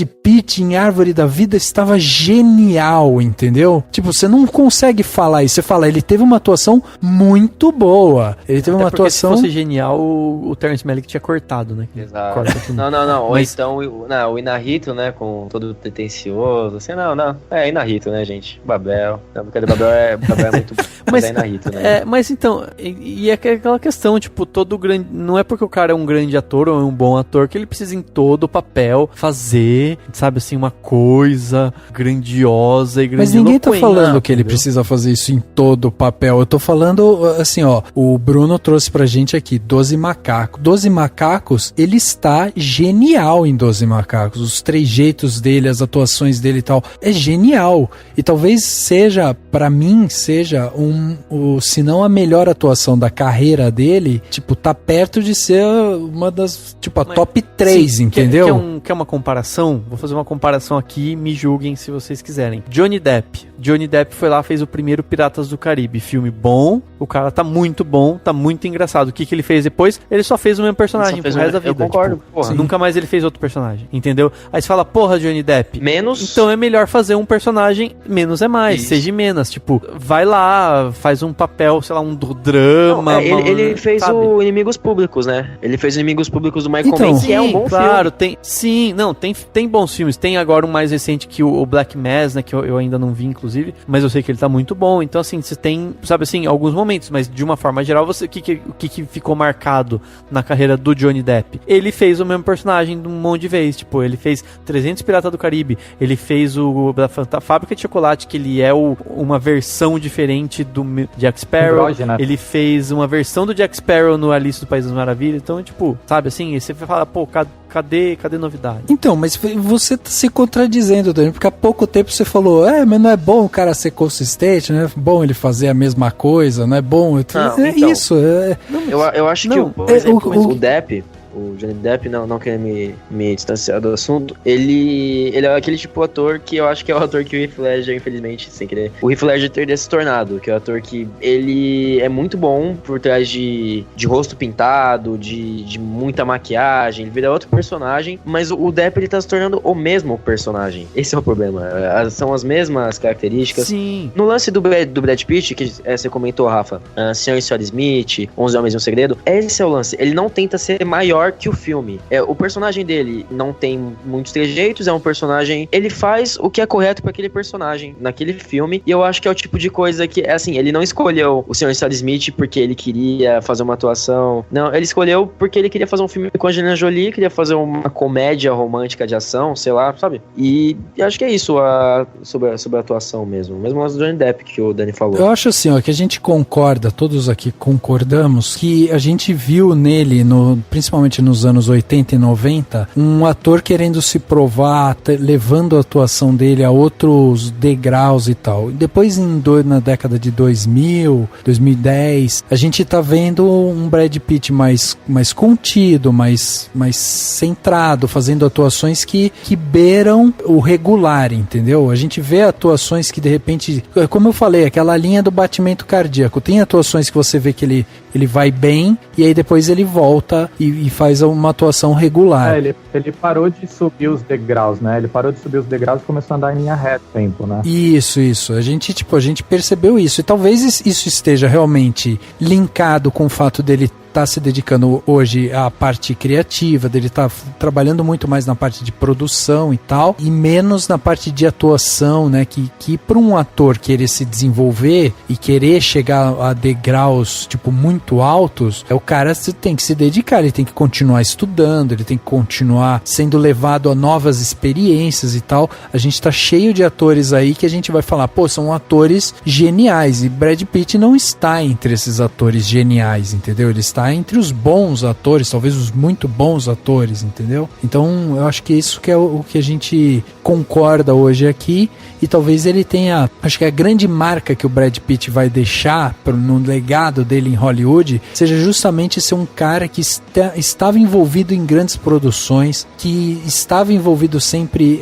em grandes mentes criativas, sabe? É um cara que soube aproveitar o business, é um cara que, tipo, soube aproveitar bem a sua imagem, ele não abusou do sex symbol, ele não abusou de ser um cara bonito e tal, e ele soube transformar isso em uma marca, ele soube explorar isso de outra maneira. Então é um cara que eu acho que ele vai ser lembrado por isso, assim, por ser um cara muito racional naquilo que ele tá fazendo. E eu acho que um exemplo disso também que eu tô falando é o próprio A Grande Aposta, né? Que o pôster principal do Grande Aposta é o Christian Bale, o Steve Carell, o Ryan Gosling e é o Brad Pitt, que tipo, o Brad Pitt dos 4 personagens que estão no pôster, ele é o mais secundário de todos ali, sim, entendeu? Sim. Então, assim, você percebe que, tipo, não, tem que ter o rosto dele, tem que estar ali, ele tem que estar, de alguma maneira, participando, ele tem que estar envolvido e tal. Então, eu acho que isso é uma marca do Brad Pitt, ele saber levar o negócio, né? Ele sabe jogar o jogo de Hollywood de uma forma boa. Boa. E carregando alguma missão. Tipo, você sabe que você sente que ele não é um cara que tá só querendo ganhar dinheiro. Exato. Sabe? Ele não é tipo, ele é um ator e pronto. Ele tem toda uma carga humanitária mesmo, né? E que você sente, você percebe que é verdadeira, né?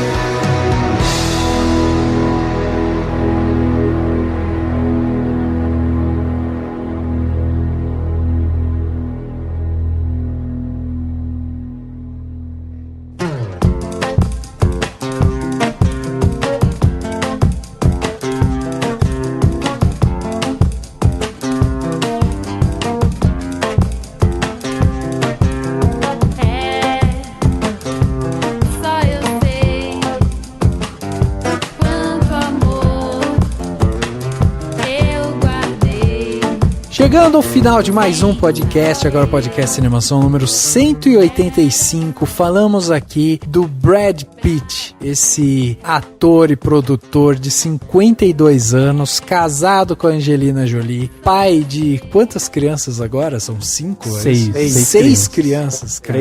3 genéticas, 3 adotadas. Pois é. É um cara que vai ter que trabalhar muito pra alimentar várias bocas, né? Como a gente já falou. Ele é pobre, né? Tem que...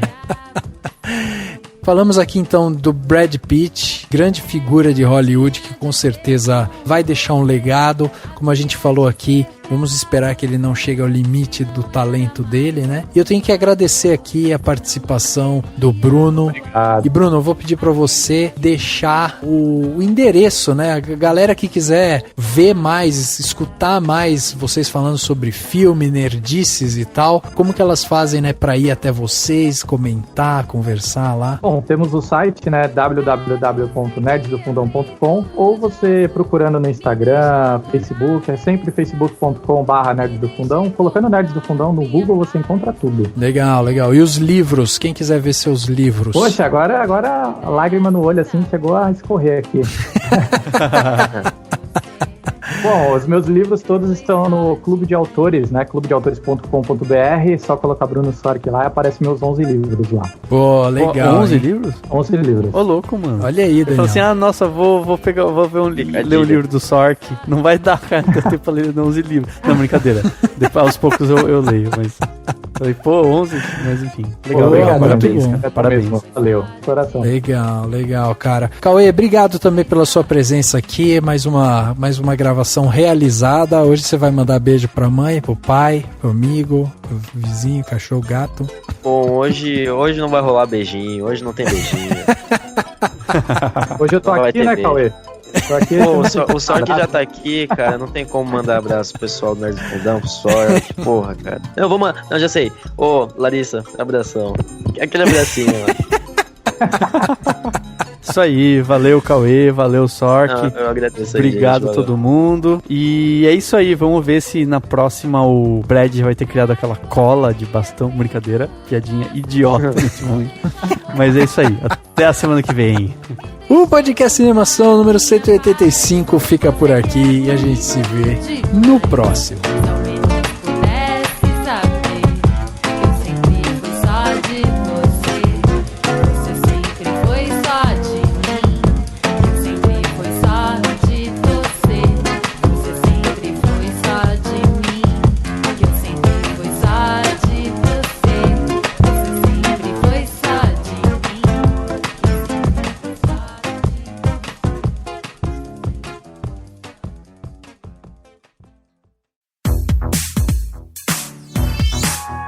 podcast foi editado pela Isso Aí Design.